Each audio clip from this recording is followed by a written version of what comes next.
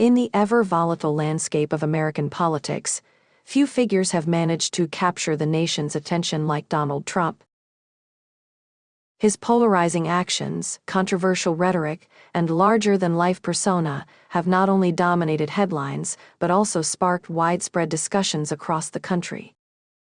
His legal battles, too, have been a consistent point of conversation, be it his ongoing investigations, the cases regarding his business empire, or the drama surrounding the 2020 election. One of the more curious chapters in Trump's post-presidency has been his feud with the very institutions that helped propel him to national prominence. His pollsters. The recent lawsuit filed by Trump against his former Iowa-based polling firm has garnered its share of attention. But it was Stephen Colbert's unexpected observation on The Late Show that introduced a fresh layer of humor and insight into the situation. Colbert, known for his sharp wit and satirical take on political matters, took the stage with his usual blend of levity and keen political observation. When discussing the Iowa pollster lawsuit, he made an offhand comment that immediately resonated with the audience. "It's true, folks, even Trump's polling numbers are suing for defamation." What began as a throwaway joke soon morphed into a deeper commentary on the nature of Trump's public image, the complexities of political data, and the surreal reality of a lawsuit against a pollster for allegedly misrepresenting the former president's popularity. But what did Colbert really mean by this quip? How does it connect to the broader political narrative surrounding Trump and his legal entanglements? More importantly, how does Colbert's comedic analysis shine a light on the way politics and polling have intertwined in modern America? A lawsuit that could have been written by fiction.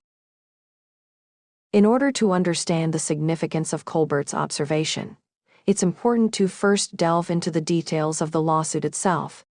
Trump has long relied on polling data as a cornerstone of his political strategy, often touting his popularity among voters as a reflection of his success.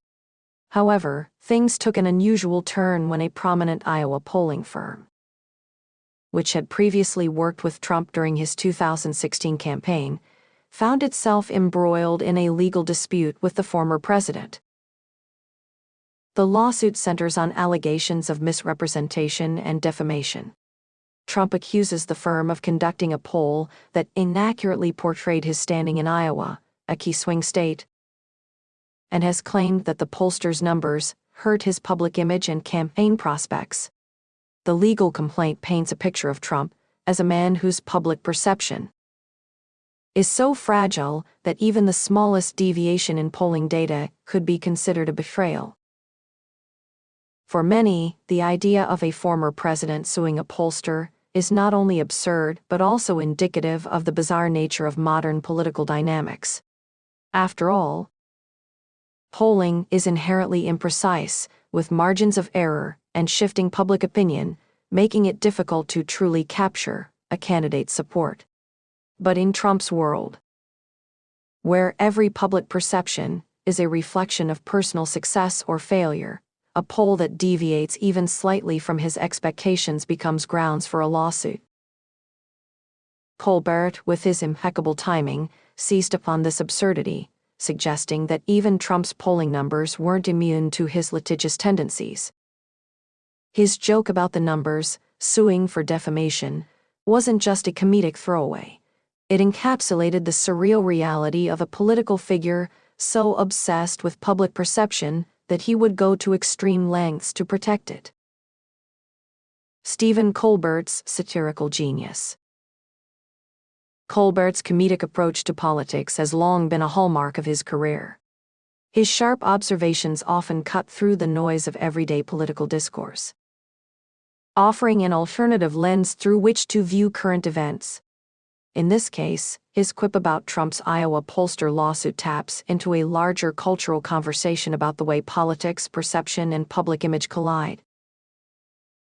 At its core, Colbert's observation underscores the growing disconnect between reality and the world of political optics.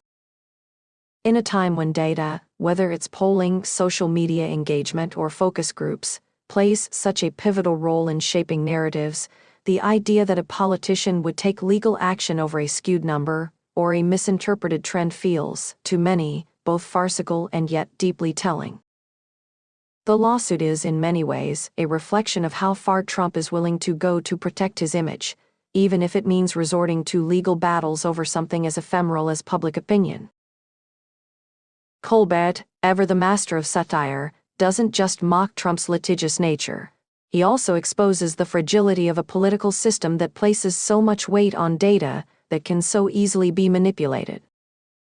Polling is often presented as gospel, but it's an imperfect science, especially when politicians like Trump selectively highlight numbers that bolster their image.